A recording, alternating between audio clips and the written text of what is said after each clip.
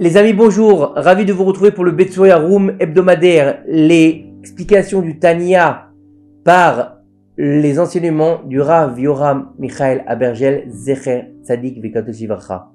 La semaine dernière, nous avons vu dans le Betsoya Room que lorsqu'une personne est dans l'obscurité, elle ne peut pas sortir directement, elle risque d'être aveuglée par la lumière de l'extérieur. Et donc lorsqu'on va devoir étudier le Tanya, on ne peut pas simplement commencer à lire le Tanya du jour au lendemain et tout comprendre. Il va falloir rentrer dans les profondeurs du Tanya et doucement s'habituer aux paroles profondes de l'Admour HaZaken et comprendre qu'est-ce que le Rav veut nous dire par chaque mot qu'il a écrit. Il faut savoir que chaque directive et fondement qui est écrit dans ce livre, on parle bien sûr du Tanya, est une mesure précieuse et puissante pour l'âme de l'homme. Avec même une seule indication de ce livre, il est possible de transformer une vie entière. Pourquoi ? Parce qu'on va aller chercher dans la pnimiout, dans l'intériorité, d'aller chercher au plus profond de son cœur les travers qu'on doit réparer, qu'on doit améliorer. Par conséquent, un homme ne devra pas lire le Tanya comme une supplication ou comme une demande. Pour cela, il y a des livres de prière, ou l'écoute tes filotes de Rabbi Nathan, que son mérite nous protège. Ou bien il y a les Teilim. Tu veux faire des supplications, lis les Teilim. Mais ne viens pas étudier le Tanya comme si c'était une lecture. C'est pas tu prends le Tanya et tu lis. Non, ça suffit pas. On doit se concentrer sur chaque mot. Après l'avoir étudié 200 fois, on commence à comprendre que de nombreuses années se sont écoulées et qu'il n'y a plus d'espoir.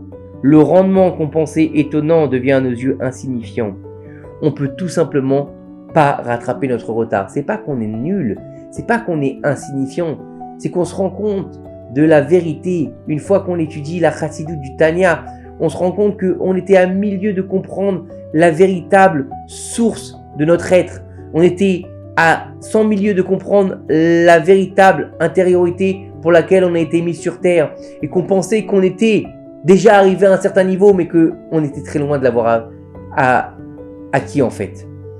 L'homme a été créé droit quand il devient tordu. La seule façon de le redresser est par l'intériorité, par la pnimiout. Sans pnimiout à Torah, il est impossible d'atteindre le service d'Hachem correctement. Nous sommes tous témoins de ce qui se passe dans le monde des yeshivot, le rejet, le décrochage scolaire et l'abandon à cause des surveillants et des mentors de yeshivot qui n'ont pas la sagesse d'implanter dans le cœur de leurs élèves la sainteté de l'homme et la sainteté de la chassidoute. Combien de temps les gens dans les yeshivot se sont levés contre la chassidoute. N'étudiez pas la chassidoute, c'est pas de la Torah. Que Dieu nous en préserve. À leur tour, au jour du jugement, ces rabbanim seront jugés et non pas leurs étudiants. Ils devront rendre des comptes devant Akadosh Baruch Hu pour avoir caché les livres de la chassidoute qui contiennent un énorme moyen de protéger les étudiants en se rapprochant de la lumière d'une manière bien plus forte que les livres de Moussar, la pensée juive. Alors qu'est-ce qu'il ne faut pas étudier le Moussar ? Non, pas du tout. Il faut étudier du Moussar. Il faut étudier la Gemara, il faut étudier la Mishnah, il faut étudier du Chumash, mais il faut aussi étudier de la Chassidoute. Et ne pas dire parce que j'étudie la Gemara ou du Moussar, j'ai pas besoin d'étudier de la Chassidoute, rien à voir. Le Moussar, c'est une façon de penser, c'est la pensée juive. Alors que la Chassidoute, c'est l'intériorité de l'être. Donc c'est deux choses qui sont différentes. Dans le passé, les enseignants de Moussar avaient la capacité d'avoir un effet parce que les âmes étaient plus raffinées et plus réceptives à tout. Cependant, dans notre génération, les enseignements de Moussar n'ont plus la capacité de changer l'image d'une personne. Et là, on parle à l'époque du Admour HaZaken. Alors, qui plus est dans notre époque, qui est la dernière avant la révélation du Mashiach, ou qu'on appelle la génération qui a une face de chien, qui n'est plus du tout raffinée, qui est égoïste, qui a des problèmes de comportement. Qui plus est aujourd'hui, est-ce qu'on est raffiné ? Peut-être pas.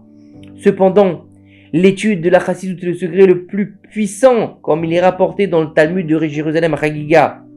La source de l'illumination fait revenir l'homme dans les rangs. C'est pourquoi nous commençons toujours à étudier le Tanya quand ? La semaine de Hanouka, puisque c'est la fête de Hanouka que la lumière de la Torah était cachée. Où nous allons dévoiler ces fameuses lumières de Hanouka pour faire briller la Torah qui est en eux. Le Chida Kadosh dit que du début de la fête jusqu'à la fin, brille la lumière créée par Hachem le premier jour. C'est-à-dire que le Or Haganouz, la lumière originelle, elle est cachée dans les bougies de Hanouka, du premier jour jusqu'au dernier jour. C'est un moment propice pour être appelé à la Torah et pour prier pour que nos enfants soient des tzadikim. C'est donc un moment pour se renforcer. Comme il est écrit, le sage enrichira son savoir et celui qui a les mains pures redouble d'énergie. En plus de tous les attributs positifs du Baal HaTanya, l'attribut d'humilité était la base de ses fondations. Dans sa grande humilité, l'Admour HaZaken appela le livre du Tanya une compilation d'enseignements. Vous imaginez, c'est lui qui l'a écrit, il a mis 20 ans pour l'écrire, il a dit c'est pas un livre que j'ai écrit, c'est une compilation d'enseignements.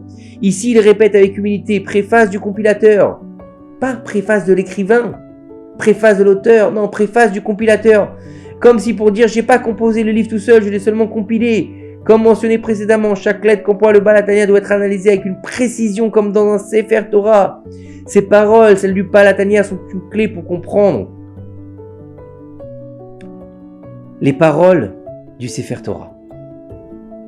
Ces paroles de Torah, il faut analyser chaque chose du Admour HaZaken comme si on étudiait le Sefer Torah. Comme si on étudiait chaque verset, chaque mot, chaque texte, chaque lettre du Sefer Torah. Elle a un sens caché. Et c'est une lettre envoyée à tous les membres de notre fraternité, il nous dit le Admour HaZaken, puisque c'est sa préface.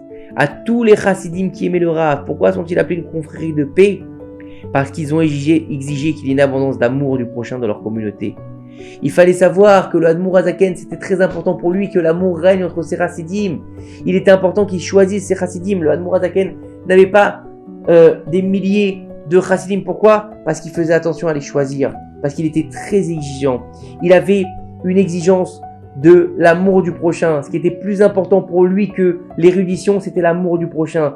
Il fallait qu'ils aient un esprit d'amour les uns envers les autres pour qu'ils puissent se respecter et pour ne pas réitérer le problème qu'il y avait avec les 24 000 élèves de Rabbi Akiva. Le Admour HaZaken avait besoin, avant toute chose, c'est que ses élèves ils soient complètement habités par Ve'ahavta l'iracha kamocha, tu aimeras ton prochain comme toi-même, pour pouvoir s'aimer les uns les autres, pour pouvoir diffuser cette Torah les uns envers les autres, pour pouvoir avoir une chavruta, pouvoir être heureux d'étudier la Torah ensemble, puisque c'est la hardout qui fait venir le Mashiach. Et on sait très bien que le Mashiach, il avait dit au Baal Shem Tov, lorsque tes sources se répondront, je viendrai. Et les sources du Baal Shem Tov, c'est le Tanya HaKadosh. Donc de voir que le seul moyen de faire venir le Mashiach, c'est par la diffusion du Tanya HaKadosh et par la hardout du peuple d'Israël. Donc pour le Admour HaZaken, il était primordial que chacun de ces chassidim s'aime et qu'ils aiment les créatures, pour pouvoir les rapprocher du Créateur et enfin pouvoir faire venir le Mashiach. Amen. Que ces quelques paroles de Torah nous aident à faire venir le plus vite possible et de nos jours le Melech HaMashiach. Une bonne semaine, à très bientôt.